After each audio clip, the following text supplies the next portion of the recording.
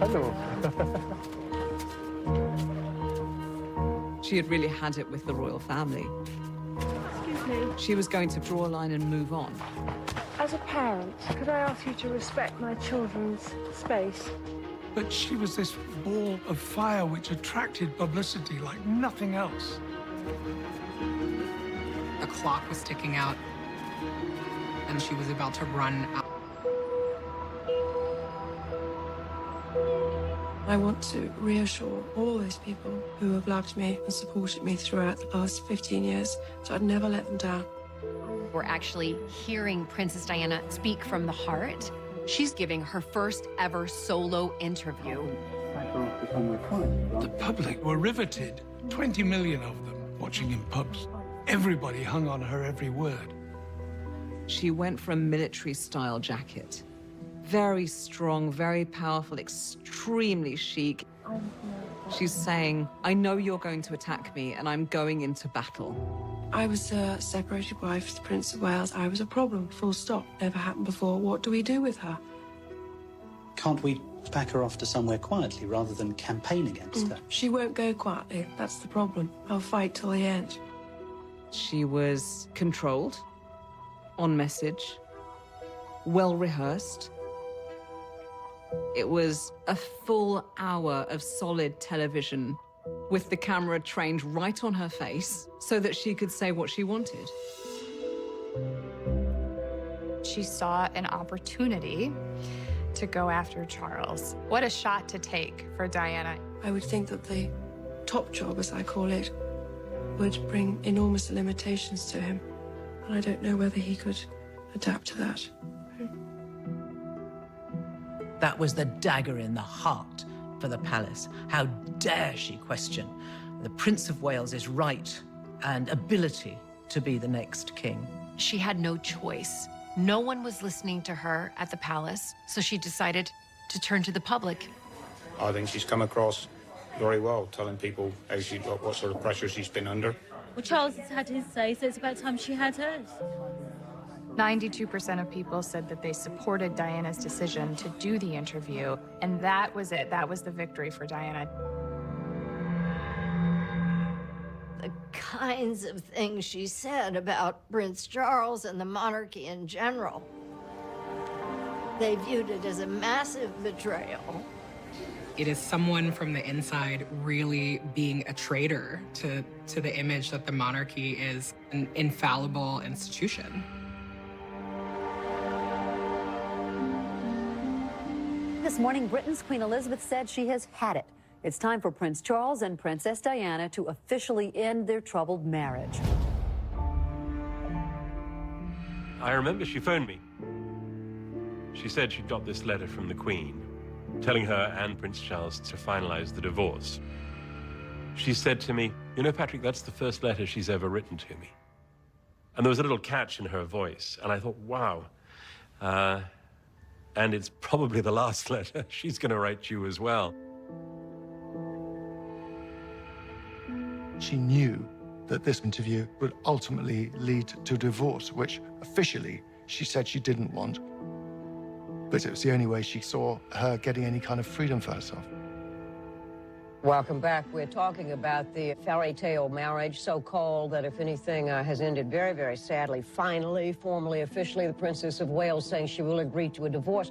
One of the issues was whether Diana would keep her HRH title. Her Royal Highness carries with it a very much elevated status. It is a badge of honor. She's not a part of the royal family anymore. Diana would have to now start to curtsy to minor royals. So think about that.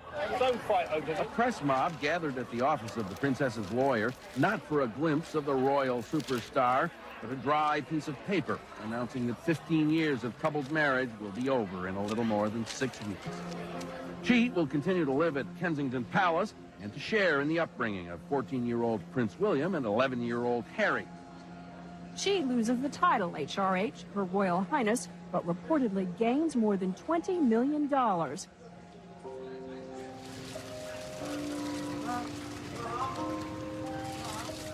It was the day of the divorce, and she was putting on one of her Oscar performances, I would say. She got out and she was looking confident, looking sexy. This is the day and I'm moving forward. It was that kind of attitude. We all noticed that she was still wearing her engagement and wedding rings, in spite of the fact that this was the day that her marriage was officially over. When she got home, she told me that she just sat down and felt she'd like to ring up Prince Charles and just talk to him. But she said, I didn't, because I know I'd end up bawling down the phone. He would have thought I'd gone mad again.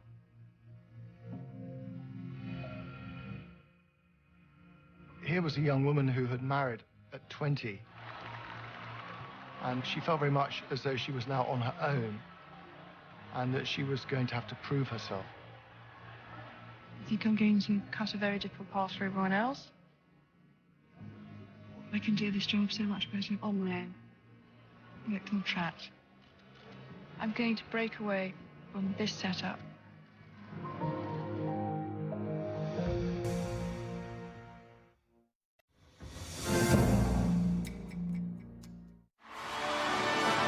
It was a romance the nation shared. The day Diana Spencer became Her Royal Highness. Now she seeks a new role, and many wonder if Charles will eventually remarry.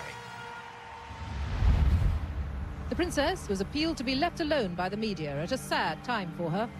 She will begin her new life as a single woman without the title Her Royal Highness. One person, Diana, took on the royal family. And now she needs to take a step back and figure it out. Diana was even more isolated after her divorce. She hadn't just lost the royal family and her ex-husband, but the whole backup, the palace machinery. The one saving grace, if you like, for her was, of course, William and Harry. But when they were not around, she was quite alone.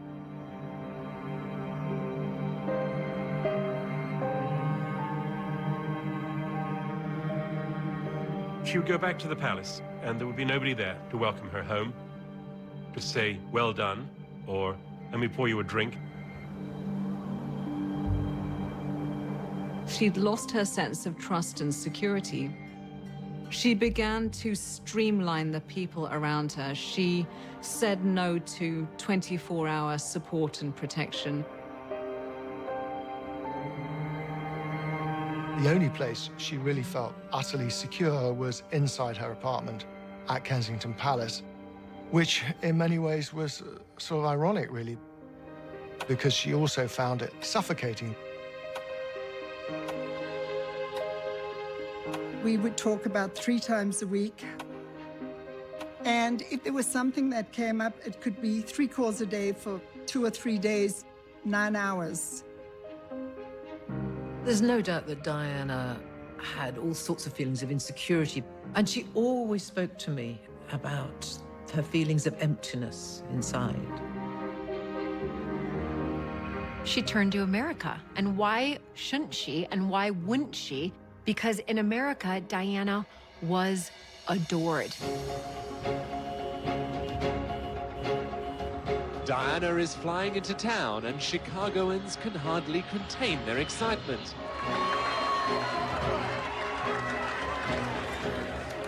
She went to luncheons to raise money for breast cancer research. She did tours of the city. It was like the earliest days of Di-mania.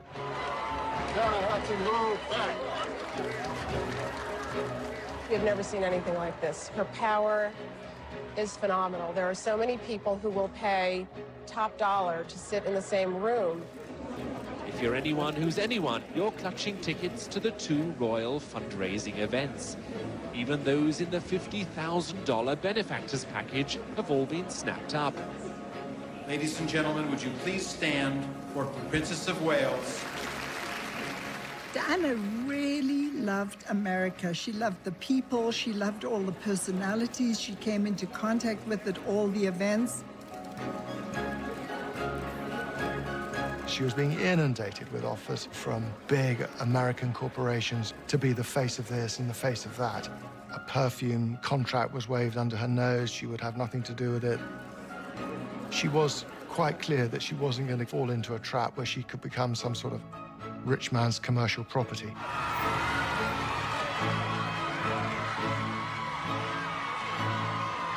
She wanted to prove herself as a human being for who she was, as opposed to what she represented. Breakfast at the White House. This highest-level engagement gave the prestige of her latest American visit a huge boost. She goes to the White House. She had been there before, but this was her first trip, as an independent woman. I want to welcome all of you, and particularly our guest of honor, Diana, Princess of Wales. This is one of the nicest British invasions that the White House has ever had. To see Diana and Hillary in this frame together, for Diana, that must have felt very empowering, because the biggest fear was that she would be rejected by everyone if she was no longer married to Charles. Hillary then had a private meeting with her afterwards, and they did really hit it off. Diana singled out Hillary's strength as the thing she admired, because strength is what Diana wanted to have.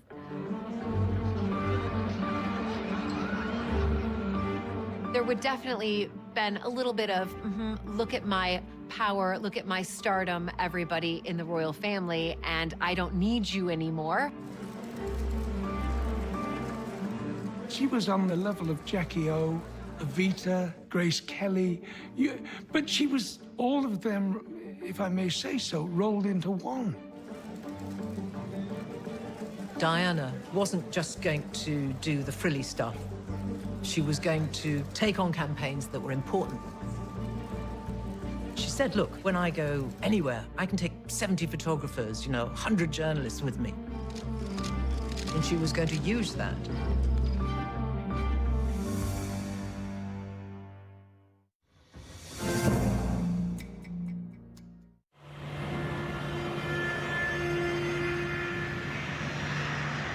Scheduled flight at the start of an unofficial visit for the newest and most high-profile Red Cross volunteer.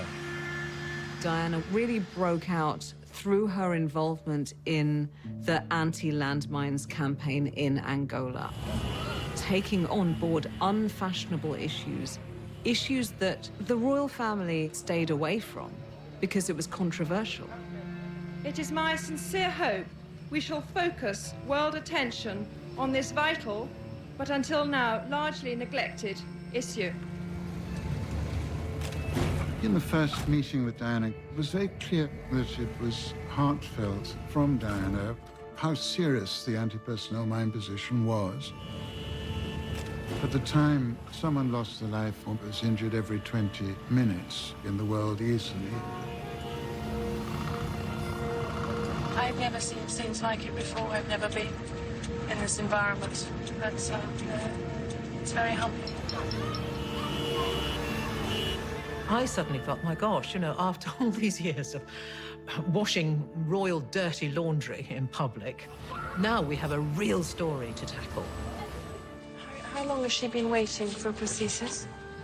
She's waiting for the prosthesis for about 3 years. I think there was a genuine sense of empathy there. And I think she did have a particular connection with people who struggled.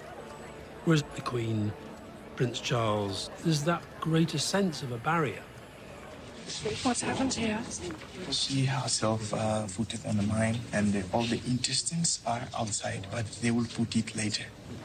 She can't take indiscretion. Landmines is controversial. She understood it was a political issue. So she wasn't afraid of those. Diana is now willing to take risks. And she was in a much more liberal position than the British government was. It It's 7 o'clock on Wednesday, the 15th of January. The headlines this morning. The decision by Diana, Princess of Wales, to support a campaign against landmines is reported to have angered ministers. It was a junior cabinet minister who had said he did not feel that Diana should be on a campaign like this, and she was siding with the Labour Party, which is a complete no-no, being party political for a member, even an estranged member of the royal family. I seized my moment and I stuck my microphone in front of Diana as we went down the pavement. Ma'am, the government... That's okay, so that was... Oh, I really make you burst into tears now. Don't worry, don't worry. Who said I'm a loose cannon? I know it really upset Diana because she was doing a good job out there. She insisted she had not been worried by the debate back home that had resulted from her comments. I saw it merely as a distraction because I'm not a political figure. I am a humanitarian figure. She knew she would get headlines if there could be an image. She knew what the picture was and she'd work on it in her mind. It was almost like, I think, an instinctive thing. And she said, well, they can never take away the pictures. She short-circuited 30 years of mostly men in suits talking, and you probably find a good 300,000 people are alive today who wouldn't be without that trip. Diana invented the idea of the celebrity activist, the celebrity conscience. She's almost a diplomatic figure by this point. Well, it's what the Labour Party have been waiting for all these years. When in '97 we got a new and young Labour Prime Minister, Tony Blair, that augured something good for Diana. A new dawn has broken, has it not? We see Diana having meetings with Tony Blair, the new Prime Minister. Diana had a plan. The trip to Angola was just the start. She harbored this ambition to be some kind of ambassador for the country. I've got no doubt whatsoever that had she lived, something would have developed. The Labour government were all about modernisation and energy and a new way of doing things, and she was in that same space. The royal family, Charles would have been seen as much more of a force of conservatism. She needed to make sure that the narrative around her life moving forward was positive. So Diana's clever. She wooed the editors of the papers and would invite them over for these cozy lunches at Kensington Palace. However much you were in love with Diana and her image, she was a manipulator. She could throw you off your guard with a flutter of the eyelids. It was a tactic. She actually phoned her favorite photographers to let them know where she might be. She would telephone gossip writers. She would encourage them to build her up at the expense of the rest of the rather staid royal family. But you get your fingers burned if you mess with the fire, you know, and the fire was the media.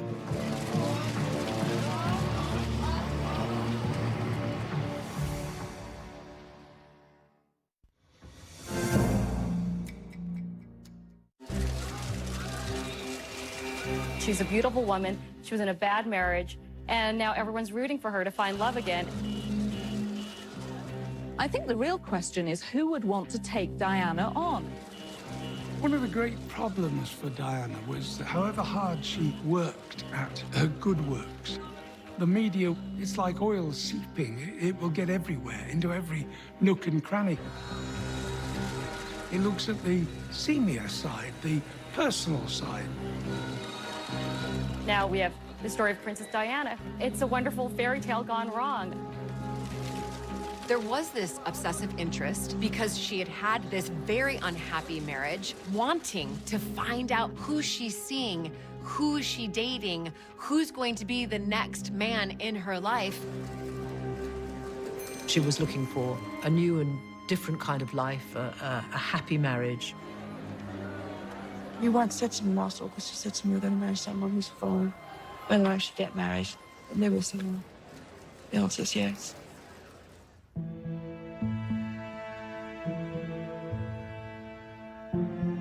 Diana met Hasnat Khan when she was visiting a friend at the Royal Brompton Hospital. Hasnat Khan was a prominent Pakistani heart surgeon.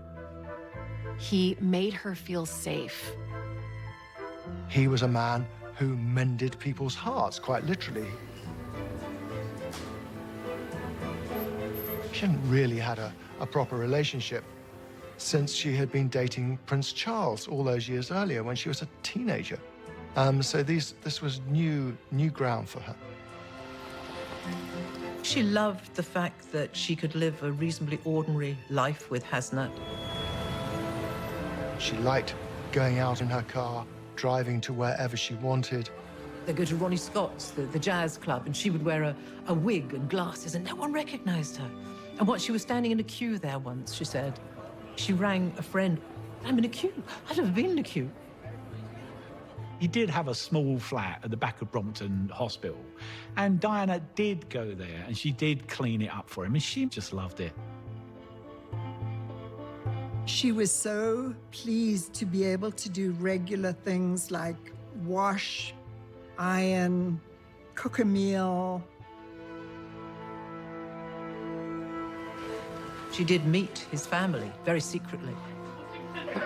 Come in for a special viewing. Is it taping them, right? Yeah. The footage is so delightful. We see her trying to learn more about her partner's family and heritage. She is really invested in trying to make it work. It probably was true love, but at that stage of her life, I think she would have done anything asked if he'd said he would marry her. That probably would have included converting to Islam. Diana and I had a very good relationship with no personal problems. The only problem we did have was with the media, and the only place we could have any real privacy was at Kensington Palace, as they could not get to us there. Hasnat's inquest statement shows that for this relationship to continue, they needed to free themselves from the press. I told her the only way I could see us having a vaguely normal life together is if we went to Pakistan, as the press don't bother you there.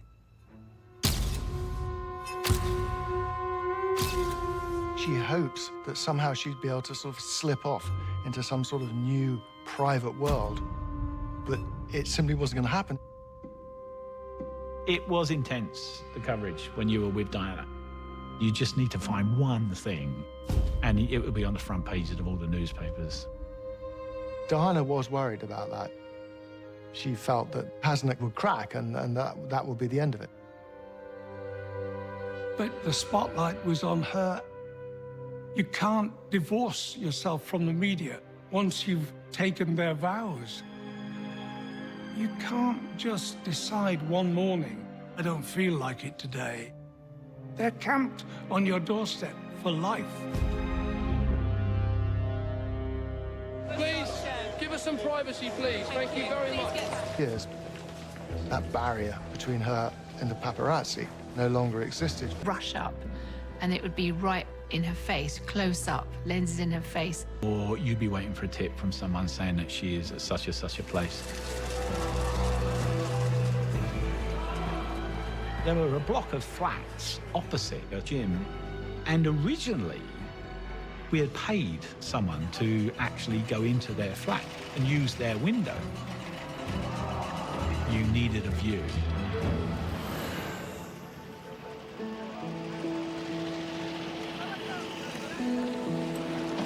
She was photographed leaving the gym, and the press spotted what they thought was some cellulite on her leg. It headlined Princess Lumpy Legs. They went everywhere, from China to Colombia. Everybody bought those. The next day, Diana has to go to the gym wearing a huge coat. She had to cover herself up because she had been shamed by the press.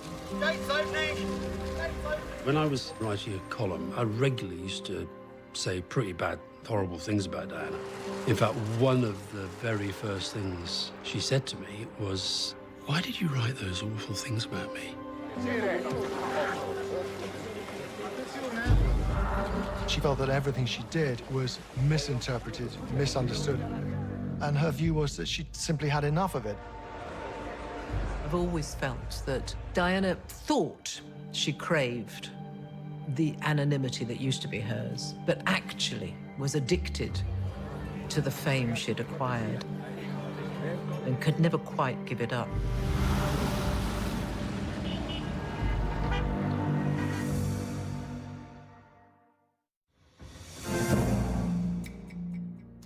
Second-hand ball gowns for sale. A royal spring clean as Diana clears out her wardrobe.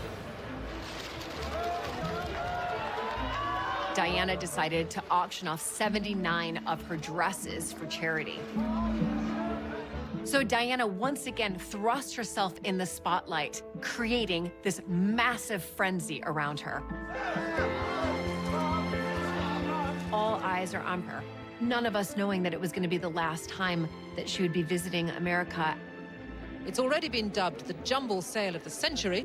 Some say it's symbolic of her determination to be seen as a serious world figure.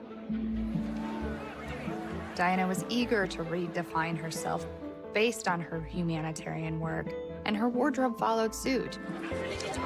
Most of us probably couldn't fit into her size. She's very tall and very slim. I know I couldn't, so I don't have to worry about fitting. I thought it was a wonderful idea that she's kind of shedding her skin.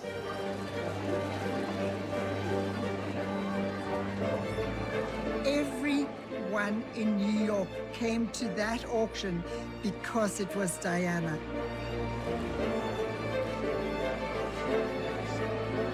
There were so many people there. Everybody pressed up tight and shuffling around, trying to get in there. 32,000, 34,000, 36,000, 38,000. I remember sitting there and watching the dollar signs just go up and up and up. These dresses were being sold for astronomical sums. At $135,000. And it raised a lot of money for charity. I think something north of $3 million for charity in one night. 175.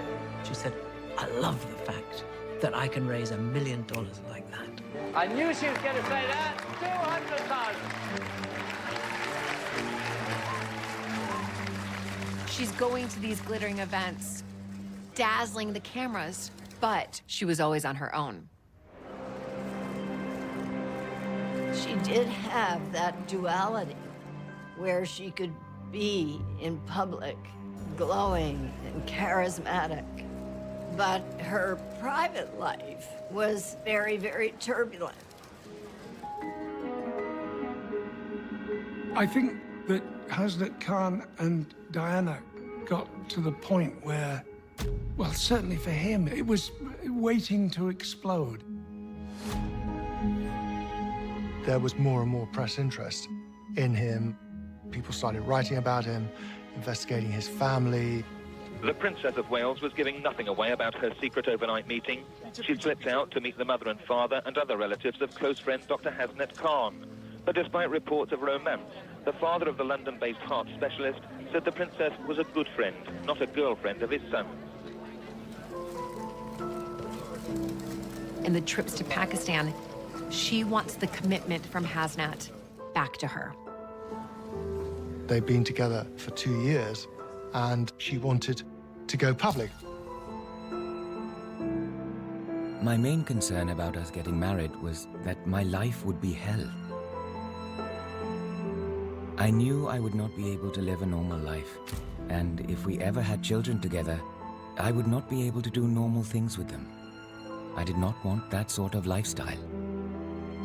Hasnat Khan's statement for the Diana inquest shows us that everything that comes with Diana is pushing Hasnat Khan away. And there's nothing that Diana can do because she will continue to be the most famous woman in the world. Diana's relationship with Hasnat Khan came to a natural end because it was not going to progress any further. I think she would have married him in a heartbeat. It is sad, because I think she had found the love of her life.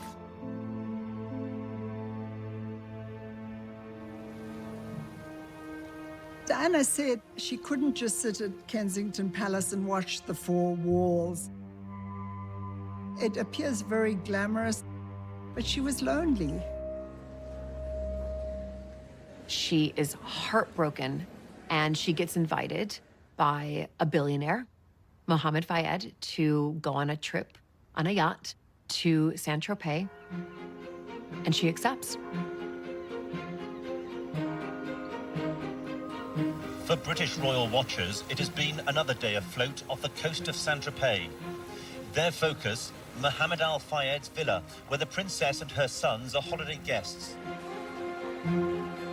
Mohammed Al Fayed, the boss of Harrods, a very controversial figure.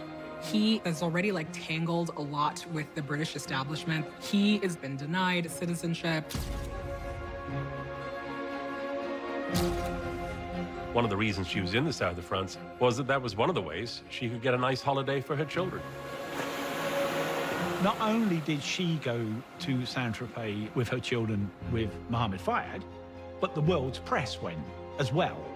And it really was the world's press. It was basically a shooting gallery. Today, the princess took a stroll. She was in full view of press and TV cameras and was apparently not upset by them. This is the most wonderful two fingers, basically, to the British establishment. Mohammed Fayed and Diana were both outsiders.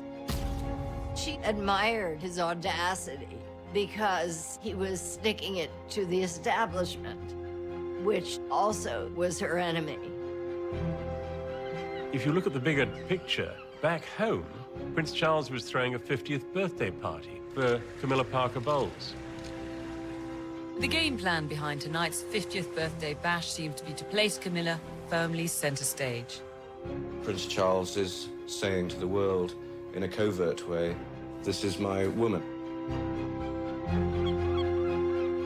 Diana was disorientated by this. She could still be thrown by something which she found very destabilizing. The emergence of Camilla effectively to replace her, she found very difficult to handle. She'd found it hard to contemplate the idea of Camilla as stepmother to her boys. That was a tough one for her. Princess Diana was preoccupied by Camilla Parker Bowles, rather distressed, rather angry, wanting to provide an alternative picture.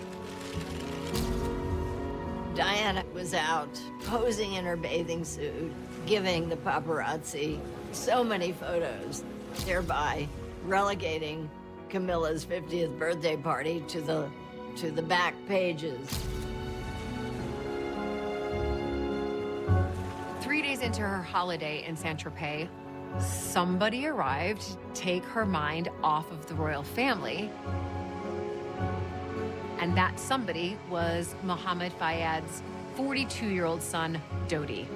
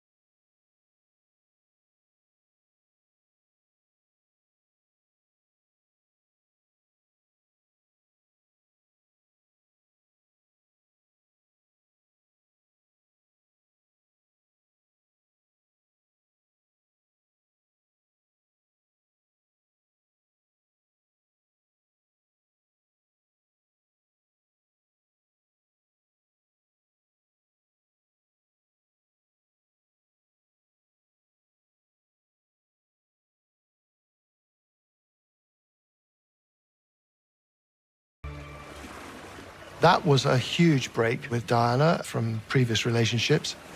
It was saying, I'm a single woman, I'm seeing a man, he's available, I'm available, well, why not?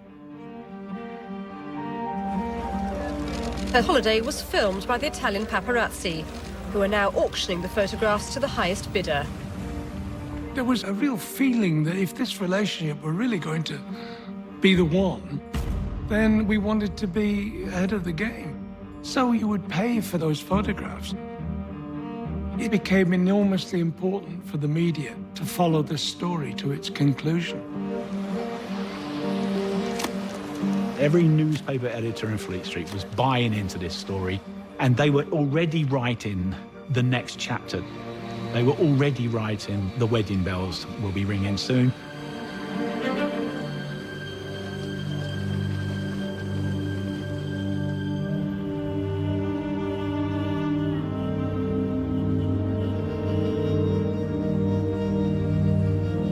Right at the end of August, they end up in Paris for one more night. She and I spoke on that Saturday night, and she was very keen to get back to London. She was missing her boys a lot. In those last few days, she kind of lost control.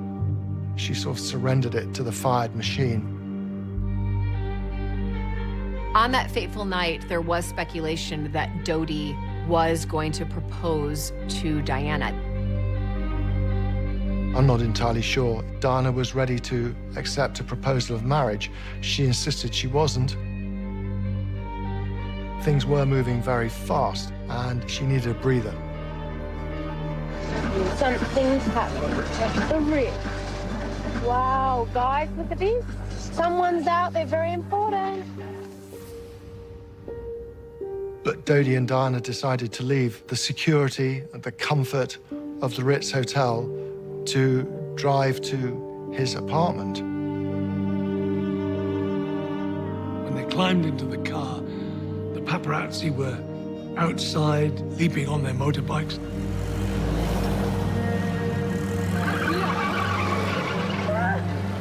It's chasing Princess Diana.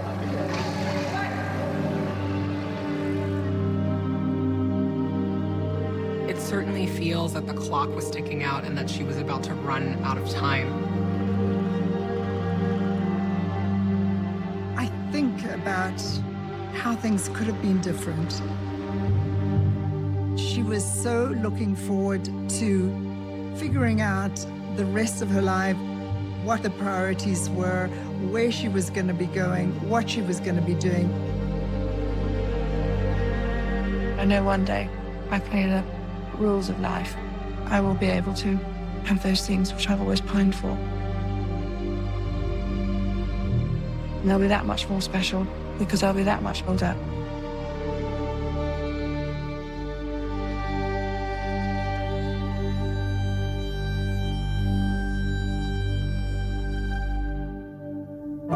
Diana, Princess of Wales, has been killed in a car accident. Charles was in absolute shock. This is going to be like nothing we've ever seen. Her death was just so unjust.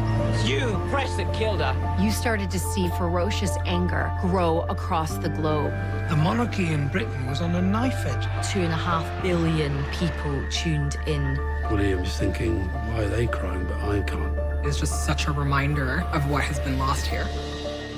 Diana, whose beauty, both internal and external, will never be extinguished from our minds.